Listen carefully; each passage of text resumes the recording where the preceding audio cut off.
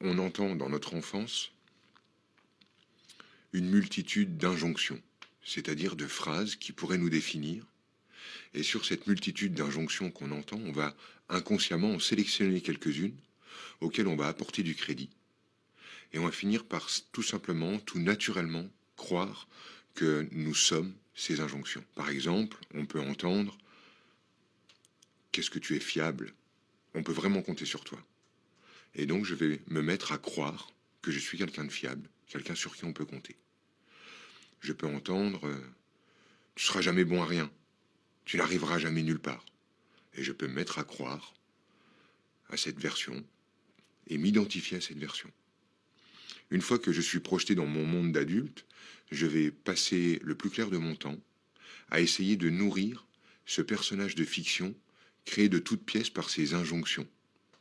C'est-à-dire que, à force de croire à ce qui a été dit dans mon enfance et dans mon adolescence, je finis par créer une sorte de double de moi, une sorte de personnage qui, lui, va incarner ces injonctions et qui va, en traversant la vie, chercher à se nourrir. Si vous voulez, ce personnage est énergivore. Il a énormément besoin d'avoir des preuves de son existence. Ce qui fait qu'on va tout naturellement glisser sur les lentilles à travers lesquelles on regarde la réalité, un filtre nous permettant de sélectionner la part de réalité dont on a besoin pour nourrir l'existence de ce personnage. La méthode la plus simple pour identifier quel personnage on incarne, pour savoir quel genre de personnage on s'est mis à revêtir, parce que je parle de vêtements parce que on s'habille comme notre personnage, on parle comme notre personnage, on agit comme notre personnage. Et le meilleur moyen de savoir comment il fonctionne, d'identifier quel est l'angle de vue particulier qu'on choisit sur la vie pour nourrir notre propre avatar, c'est de répondre à cette question. Comment est-ce que je regarde la vie ? Quand j'ai compris quelle conclusion j'avais tendance à tirer de la vie, je comprends en fait quel regard particulier je souhaite avoir sur la vie.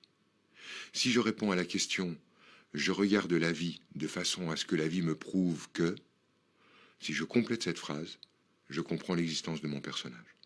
Par exemple, on pourrait dire « je regarde la vie de façon à ce que la vie me prouve que je m'en sortirai tout seul ». Je regarde la vie de façon à ce que la vie me prouve que je n'en fais jamais assez. Je regarde la vie de façon à ce que la vie me prouve qu'ils ne me feront plus jamais de mal. Je regarde la vie de façon à ce que la vie me prouve que le monde est douloureux. Je regarde la vie de façon à ce que la vie me prouve que les gens ne sont pas prêts pour des gens comme moi sur cette planète. Je regarde la vie de façon à ce que la vie me prouve qu'ils ne peuvent pas comprendre mon amour. Et c'est toutes ces formules qu'on va pouvoir mettre à la fin de cette phrase sont autant de personnages qu'on peut se mettre à incarner suite à ce qu'on a simplement choisi inconsciemment de comprendre de nous à travers notre enfance, notre adolescence, notre vie de jeune adulte. Finalement, se mettre à incarner ce personnage, c'est pour nous un moyen d'en choisir un dans la vacuité dans laquelle nous sommes au départ, d'en choisir un comme de dire bon, voilà, moi je vais prendre comme ça, c'est ainsi que je vais prendre ma vie.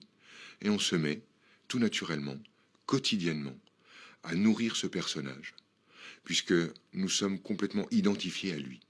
C'est-à-dire qu'on n'a pas du tout conscience que ce personnage pourrait être une part de moi en activité. Pour nous, c'est du premier degré. Pour nous, c'est je regarde la vie comme ça. Et du coup, c'est même plus je regarde la vie, mais la vie est comme ça. Et du coup, pensant que nous sommes au premier degré l'incarnation même de ce personnage, il devient vital pour nous de lui donner de la nourriture. C'est parce que dans mon identification à ce personnage, je crois que si je ne lui donne plus de nourriture, il va mourir, que tous les jours, je vais chercher à lui donner raison, en filtrant la réalité d'une manière particulière, me permettant de sélectionner dans le milliard d'informations qui parviennent jusqu'à tous mes sens, le million nécessaire d'informations pour que je puisse tirer la conclusion que, comme d'habitude, j'avais bien raison de penser ce que je pense.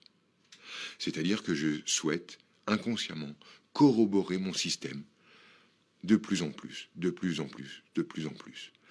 Et contemplant la réalité avec ce filtre, j'obtiens tous les jours des preuves concrètes, manifestes de mon point de vue. Je le solidifie ainsi. Et plus je solidifie mon point de vue, plus je crois que le monde est à l'extérieur et que j'en suis la victime. Plus je solidifie mon point de vue de je regarde la vie de façon à ce que la vie me prouve que je ne compte pas, que je ne suis pas important, plus en traversant la vie, je vais avoir de preuves que les gens ne tiennent pas compte de moi, que je ne suis pas respecté. On me bouscule dans le métro, on me coupe la parole, on ne respecte pas mon énergie. J'obtiens des preuves, je nourris mon personnage, j'en tire la conclusion que le monde est hostile, les gens ne font pas attention, les gens sont des brutes, les gens ne me respectent pas.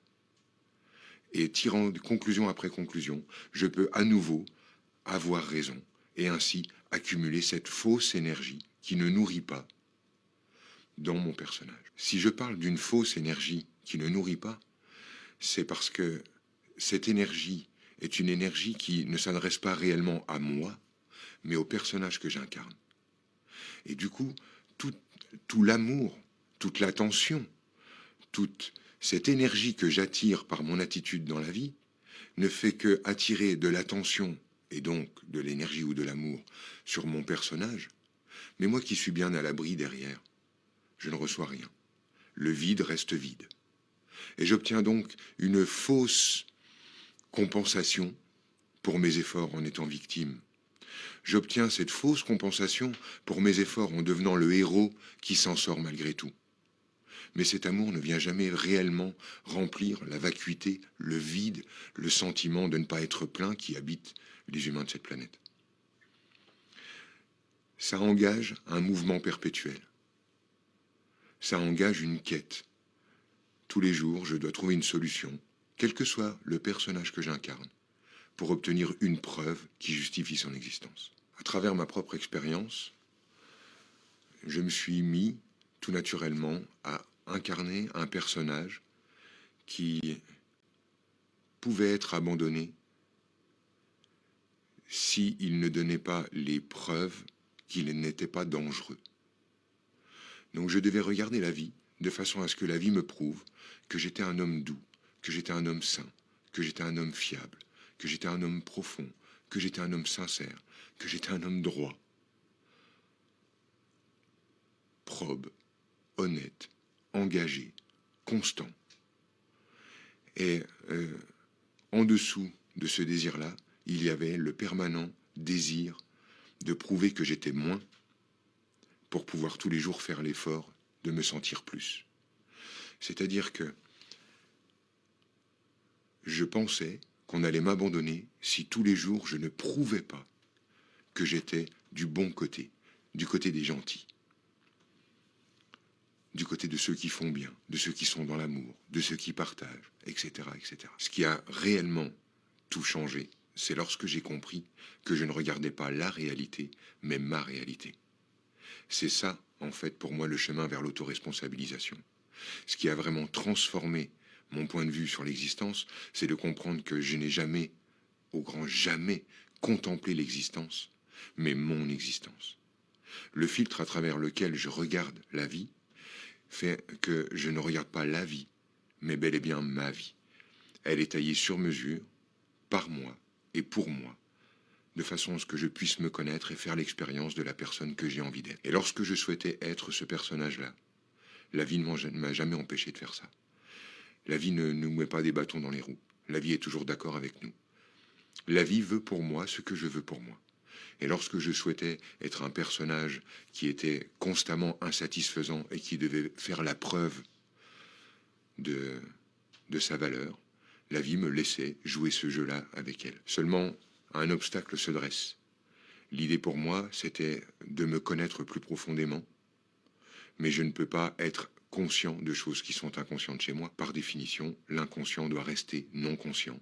Et j'avais beau être sincère, honnête avec moi, être engagé dans mon désir de connaître Franck et de le prendre tel qu'il était, je me retrouvais face à cette difficulté. Comment peux-tu te connaître alors que tu es un être complexe, multiple, doué d'un conscient et d'une énorme partie non consciente? Comment puis-je aller à la rencontre de moi?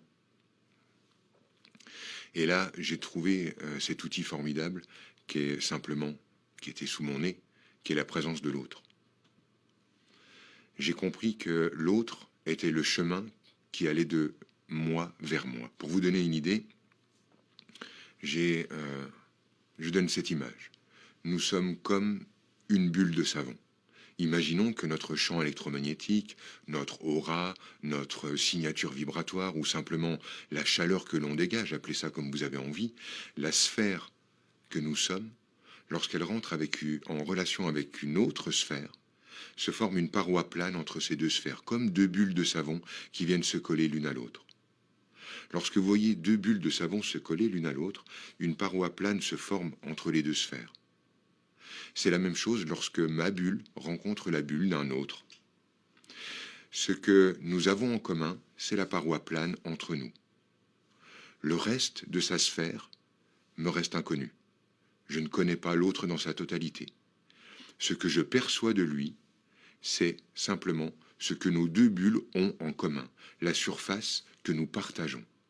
Cette surface, c'est ce que j'appellerais le miroir. Lorsque je contemple un autre, ce que je comprends de lui, ce que mes sens comprennent de lui, pas ce qu'il est, mais ce que je comprends de lui, c'est ce que nous partageons, ce que nous avons en commun. Et là, je venais de découvrir le fameux vecteur qui va de moi vers moi, c'est-à-dire le moyen de rendre conscient quelque chose qui jusqu'alors était inconscient. J'ai compris en fait que les autres étaient finalement une projection de mon propre déni de moi.